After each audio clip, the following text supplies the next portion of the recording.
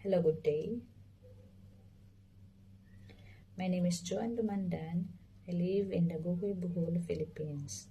I am 35 years old. I am a single parent. I have two sons, ages 13 and 11. I have work experience as a domestic helper in Kuwait for 2 years and 2 months.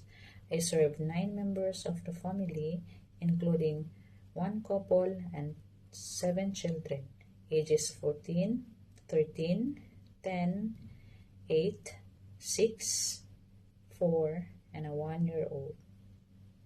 My duties are cleaning the house, cooking, washing clothes, ironing clothes, washing car, and also taking care of the kids. I want to work in Hong Kong because I want to earn and save money for my kids' future.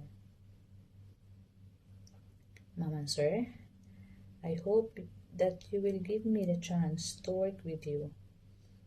I am a hardworking, trustworthy, responsible, lovable, and willing to learn.